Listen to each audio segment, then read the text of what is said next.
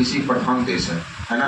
लेकिन हमारे भारत में लोग इतना कृषि करते तो हैं, लेकिन इनकम बिल्कुल भी नहीं होता है। ये थोड़ा सा याद रखिएगा। आज देखिए ना, गेहूं का सीजन चल रहा है, इसके पीछे धान का सीजन चल रहा था। सारा घर में 3-4 गो बापू थे, सब चल गया धान के खेत में, सब चल गया गेहूं के खेत में, है ना। लेकिन जैसे काम खत्म हुआ पुनः शहर की तरफ लौट गया, है ना। ये सब पढ़ेंगे इकोनॉमिक्स में से कौन सा बेरोजगारी करते हैं, सिर्फ मौसमी बेरोजगारी करते हैं।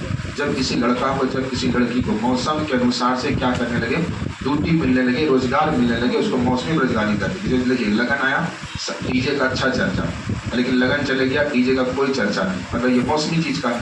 तो उसी प्रकार से जी याद किया, भारत कृषि प्रधान देश है। अब भारत की कुल आबादी जो है ना, 55% की जो जनसंख्या है सर जी, पूरी कृषि पर काम करती है। लेकिन देख लीजिएगा, पूरी कमाई का मात्र 15 राष्ट्रीय आय। याद रखिएगा, जो पैसा हमेशा दौड़ते रहता है मार्केट में, वैसे पैसा को राष्ट्रीय आय कहा जाता है। ये बात को याद रखिएगा। राष्ट्रीय आय में कृषि भूमिका मात्र 15%। क्यों करेगा कोई खेती? मतलब 55% लोग काम करे और 15% पैसा है ना। यही हो भी रहा है। आप जानते हैं ना, आपके गांव में जो आपके जो घर में खेत है ना, वहाँ धान तो लगा दिए हैं, और जानते क्या करते हैं, धान में कितना पैसा खर्चा के ये तो आप लोग जोड़ लेते हैं। लेकिन आप जो आपके पापा, आपके भाई, आपकी मम्मी, आपकी बहन जो सब काम कर रही है खेत में, वो मेहनत कोई नहीं जोड़ता है ना, जिसकी वजह से वो राष्ट्रीय आय पूरा ऑटोमेटिक कम हो गया है। ये थोड़ा ध्यान रखिएगा। इसलिए पूरी भारत की कुल आबादी का जनसंख्या का 55% रहा है और कृषि भूमिका का 15% आता है हम लोग को पैसा। इसलिए बहुत बड़ा गंदा काम चल रहा है भारत में। लेकिन याद रखिएगा, पूरी सेक्टर को 3 भागों में बांटा जाता है। पहला का नाम होता है प्राथमिक क्षेत्र, दूसरा का नाम होता है द्वितीयक क्षेत्र, और तीसरा का नाम होता है तृतीयक क्षेत्र।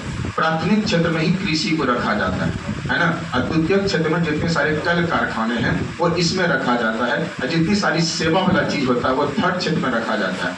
जैसे एग्जाम्पल के लिए आप देखते हैं गेहूँ का किलो है अभी, समझ लीजिए कि 30 रुपया किलो हम मान रहे हैं, है ना। 30 रुपया किलो हम गेहूं को मान रहे हैं। लेकिन यही वाला गेहूं जैसे मार्केट में आता है, ये आशीर्वाद कंपनी इसे जैसे खरीद लेता है सर जी, अब वही आटा हो जाता है 50 का किलो, क्योंकि उसके पास मशीन था। और जैसे आटा बना के किसी अन्य कंपनी का अगर मोहर लगा दिया, वो 60 रुपया किलो। इसका मतलब यहाँ पैसा थोड़ी है, पैसा तो यहाँ है। तो इसलिए हर चीज का पैसा सर जी यहाँ हो रहा है। देखिए ना, मकई गाँव में 10 का किलो बिकता है, और हमारे यहाँ पॉपकॉर्न 20 टका पैकेट देता है ना।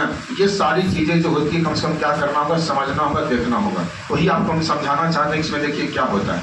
देखिए, भारत के सबसे पहले राष्ट्रपति कौन बने? जवाहरलाल नेहरू।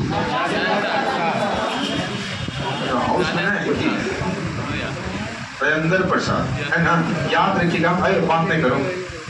जब हमारा मंत्रिमंडल का चुनाव हो रहा था, अंतरिम मंत्रिमंडल का चुनाव जब हो रहा था, तो 1946 ईस्वी में कहा जाता है कि भारत का खाद्य एवं कृषि मंत्री कौन बना था? डॉक्टर राजेंद्र प्रसाद। कौन बना था? ये बात को अच्छे ढंग से याद रखिएगा। ये कृषि मंत्री का बनना 100% जरूरत था। ये थोड़ा ध्यान रखिएगा। कहानी ठीक ठाक पढ़ाते हैं, और हम लोग समझते हैं कि जब तक भारत में कृषि विश्वविद्यालय नहीं बनेगा या किसी प्रकार का कोई संस्थान नहीं बनेगा, कृषि को आगे कोई आगे नहीं कर सकता। आइए समझते हैं। भारत में जो सबसे पहला कृषि विश्वविद्यालय है सर जी, उसका नाम है सर जी उत्तर प्रदेश में। कौन सा है? उत्तर प्रदेश कृषि विश्वविद्यालय। ये बात को याद रखिएगा। इसका उद्घाटन किया था जवाहरलाल नेहरू। किसने किया था? इसने किया था। ये 1960 में। कब बना था? लेकिन सर जी याद है, वही गोविंद बल्लभ पंत। याद रखिएगा, तो सबसे पहला उत्तर प्रदेश में कृषि का क्षेत्र बनाया गया है। लेकिन गोविंद बल्लभ पंत कृषि विश्वविद्यालय है, ये पड़ता है पंतनगर में। कहाँ पड़ता है? पंतनगर है उत्तराखंड में। कहाँ है? ये बात को अच्छे ढंग से याद रखिएगा। अगला हमने बताइए, सीधी से बताइए जल्दी। आपसे अगर हम सभी विद्यार्थी से अगर क्वेश्चन पूछ लें कि कृषि किस सूची में आता है? अरे भैया जी, राज्य सूची में। किस सूची में? मतलब जिस सरकार, जिस सूची पर, जिस विषय पर राज्य सरकार कानून बनाती है उसे राज्य सूची कहते हैं।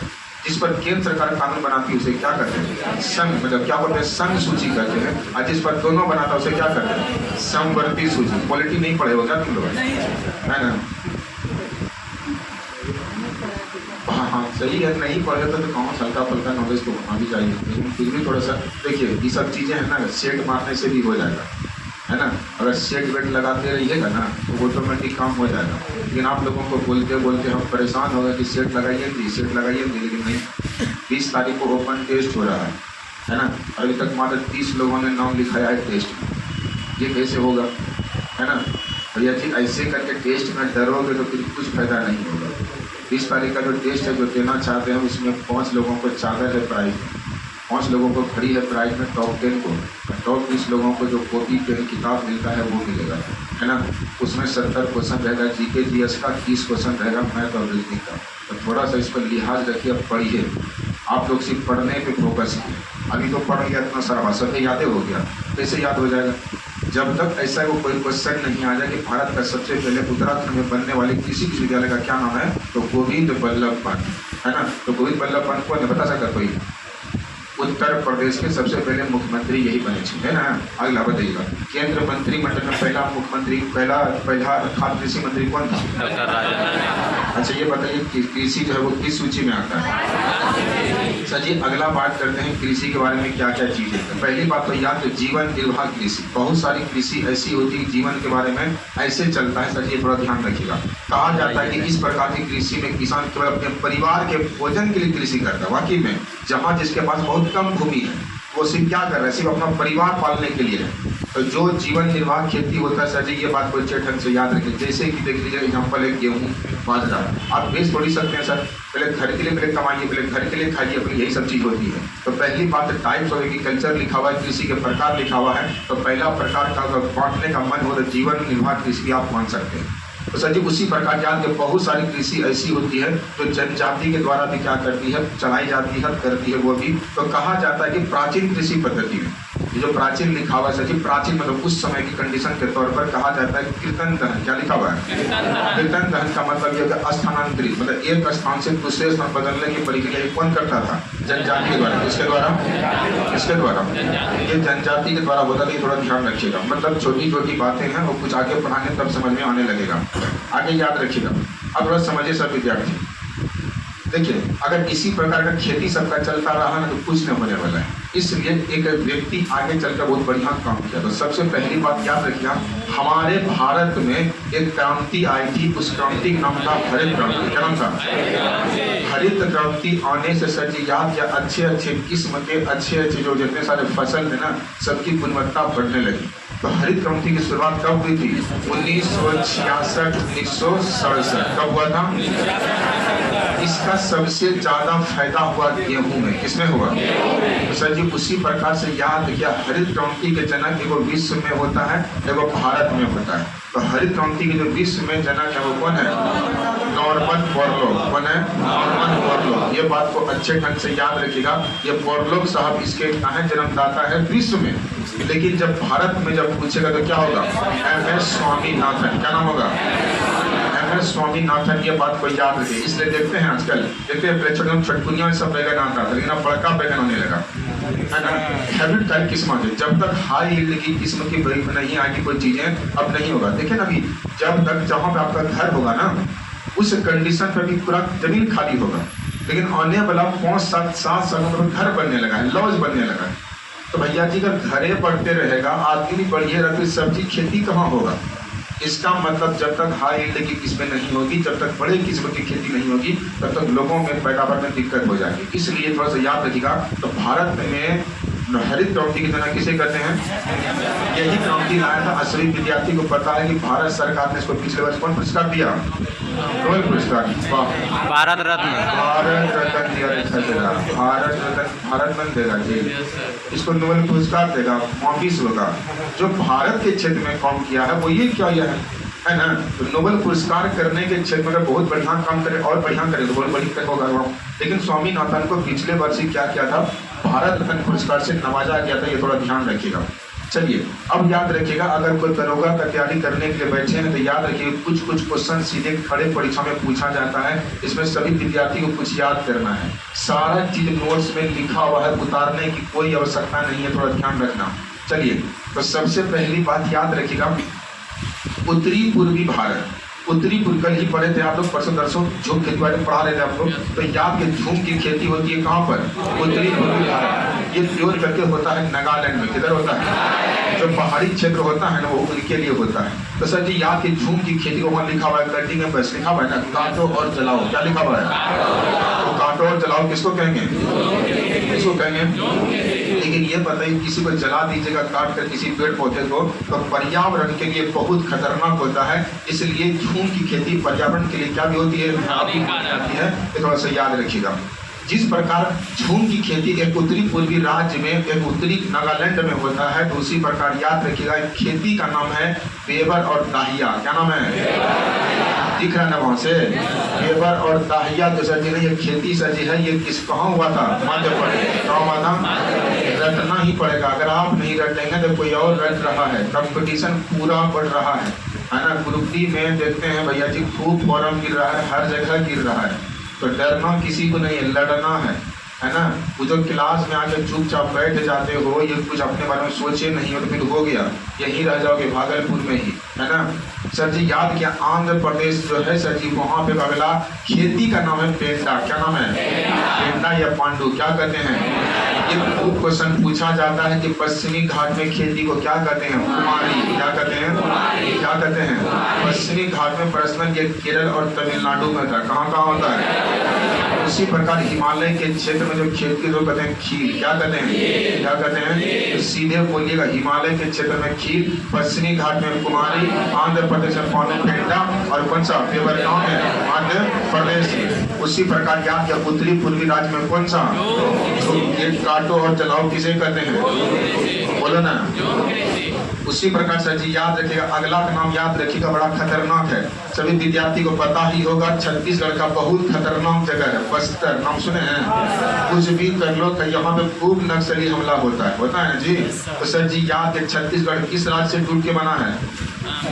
आंध्र प्रदेश से, है ना। बुला रहे हो ना, परिचय से ये क्वेश्चन था, है ना। किसी भी राज्य का निर्माण करना किस अनुच्छेद में है? एक नए राज्यों का निर्माण करना अनुच्छेद नंबर 3 में है, न कि 2 में है। 2 में मिलाना, 3 में तोड़ना होता है। बात समझे ना? तो थोड़ा सा ध्यान रखिए आप लोग अपना, क्योंकि इसके बाद केमिस्ट्री पढ़ने वाले हैं और 10-12 नंबर ज्योग्राफी से आएगा ना, वो तुम लोग पानी फंसा देगा। तो थोड़ा सा ध्यान रखिए अपना थोड़ा।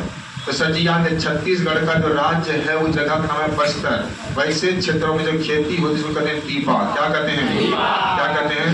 वही उड़ीसा में होता है प्रिंगा। क्या होता है? क्या होता है? वही दक्षिणी पूर्वी क्षेत्र में बत्रा। क्या होता है? लेकिन 3-4 को प्रमुख है, वो झूम की खेती, वो कुमारी वाला खेती, ये बड़ा इंपॉर्टेंट होता है, ये थोड़ा ध्यान रखिएगा। अब वही दक्षिणी राज्य में होने वाले खेती को क्या कहेंगे? जरा या इकरा। बोलो। अब हम बात करते हैं कि सबसे पहली बात याद है कौन कौन सा क्षेत्र जो ना और कहाँ कहाँ माना जाता है। सबसे पहली बात सर जी याद रखिएगा, ब्राजील क्षेत्रों में जो खेती होती है तो नाम रखा गया है उसको बोलते हैं रोका। बोलो बोलो। वही वियतनाम में जो उसको कहते हैं रे, वही श्रीलंका में उसको कहते हैं चन्ना। क्या कहते हैं? क्या कहते हैं? ये छोटा छोटा जानकारी हो गया। अब इसके बाद हम लोग जो पढ़ेंगे वो पढ़ेंगे हरित क्रांति, और हरित क्रांति आने से कौन कौन सी और क्रांति आई। जैसे एग्जाम्पल के लिए आपको बहुत बढ़िया से याद होगा सभी विद्यार्थी को कि 1970 ईस्वी के दशक तक आते आते दूध में एक नई क्रांति आ गई और इसको कहते हैं ऑपरेशन फ्लड। क्या कहते हैं? ये खूब क्वेश्चन पूछा जाता है कि ऑपरेशन फ्लड का संबंध किससे है? दूध क्रांति से। बोलो। देखते हैं जर्सी गाय सबको, है ना सर जी, आराम से 20 लीटर बहुत बढ़िया से दूध कर देती है, और हम लोग का देश लगा या लोटा में दूध करती है ना। खाई करेगी दिन भर, दूध बिल्कुल भी नहीं। तो उसी प्रकार से जी याद रखिएगा, कहीं ना कहीं इसमें क्या करना था बताना। जैसे एग्जाम्पल के लिए जिसको थोड़ा सा बायोलॉजी का थोड़ा ज्ञान है तो बहुत बढ़िया से पता होगा ना, डीएनए के अंदर कुछ जीन होगा जी। इसमें 4 प्रकार के क्षार तत्व होते हैं, एडानिन, गुआनिन, साइटोनिन और थायमिन। पढ़े हैं ना आप? तो सर जी उसी प्रकार याद है जिसके साथ इनका छेड़छाड़ किया जाता है ना, इन्हीं के साथ होता है। एग्जाम्पल के लिए मतलब कि पहले बैगन बहुत छोटा टाइप का था और बहुत बढ़िया क्वालिटी की, लेकिन बैगन का रिसाइकलिंग करवाया गया कद्दू के साथ। बात समझे ना? इसलिए बैगन अब कैसा हो गया? कद्दू के तरह। बात समझे ना? बस यही हो गया। पहले फूल गोभी एकदम कुच्ची टाका आता था फूल क्वालिटी के साथ, लेकिन एक के वो फूल गुलाब फूल बना के क्या कला है। अरे टैलेंट बहुत है, दिखाएं आज तक कभी नहीं है।